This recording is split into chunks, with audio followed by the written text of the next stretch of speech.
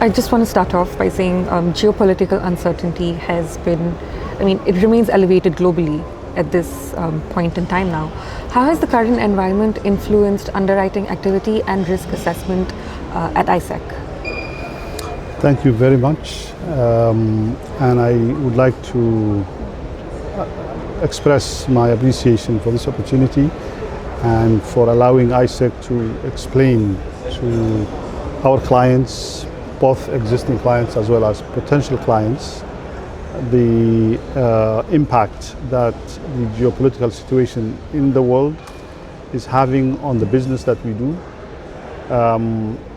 Obviously, over the last year or so, there has been a drastic change in the way business is done across the globe.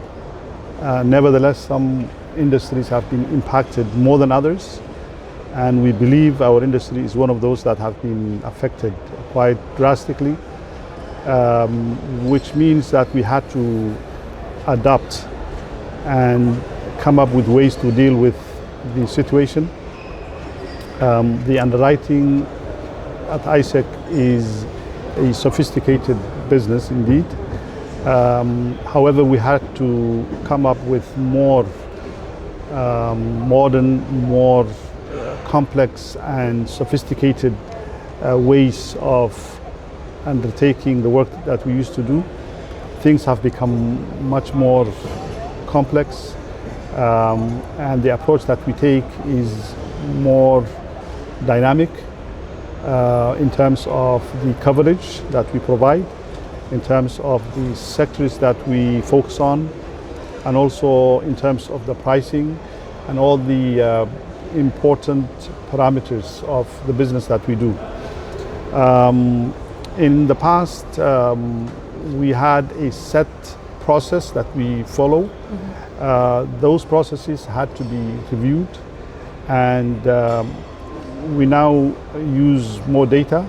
We use more real-time information and intelligence on the geopolitical situation, and we work on case studies and scenarios, possible scenarios, and how they could potentially affect the business and particularly the underlying risk of what we are doing. Right. And therefore we have become more conservative than before, and as a result we are more selective than before. Right. At the same time, the volume of business that we do has increased, mainly because of the fact that the perception of risk has drastically increased, and therefore any transaction or business that happens in the sectors that we work in, insurance has become a necessity, whereas in the past we used to see a small portion being insured. Right. And a lot basically being done on a clean basis, and therefore things have really increased big time. That does not mean that what we do has changed in nature, but the realization that the nature of risk itself has shifted means that the way we look at things and the way we do the analysis and the assessment of risk has also changed. So it's really becoming very important that we move to automation using AI. Of course, we are in early days in that regard, but that's where we're moving to. And therefore,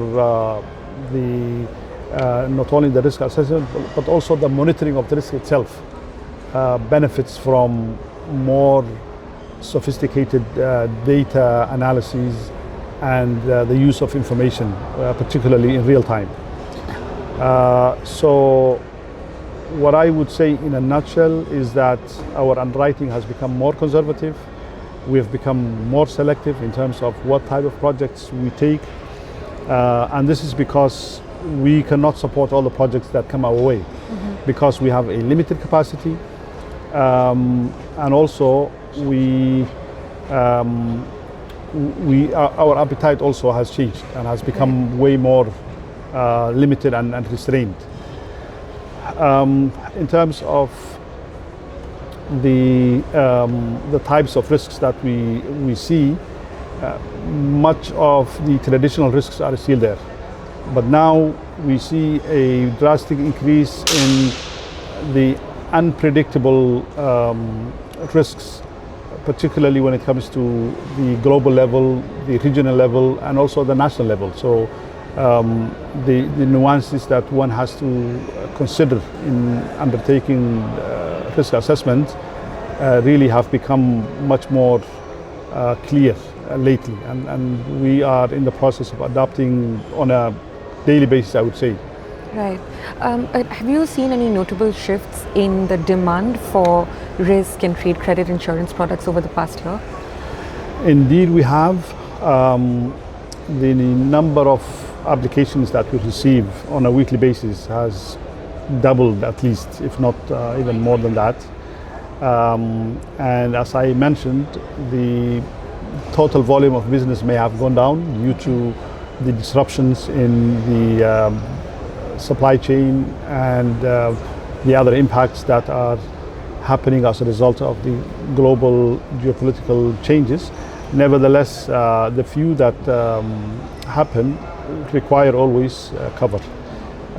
Very little business now takes place without an insurance being sought, and therefore we have seen an across the board demand increase. Of course, some sectors have had that increment more than the others. An example is the energy sector, where prices have increased quite dramatically, at least 25%, in some cases even more, where availability of the products themselves has become a big issue, and therefore the cost of production for many of the products that depend on these energies has also increased quite drastically, and even the existing clients that we had now require more limits, because what they used to use in terms of limits is no longer enough for them. Since prices have increased, they feel, or in fact the reality is they now need those limits to be increased across the board, at least 25% and more. And therefore it is putting a bit of a strain also on the capacity that we have and deploy across our member countries. Of course, the impact may not be the same. Countries that are energy dependent, particularly those that import energy, are the ones that are seeing the most impact. Of course, member countries that export energy also initially have had some impact, but that was the reduction in the volume of exports has been offset by the increase in prices for the energy exporting countries. Great. So in a nutshell, this is what I would like to say to that question. Great. Thank you very much for your elaborate comments on this, Mr. Mohamud. Thank you so much. Thank you. Have a great day.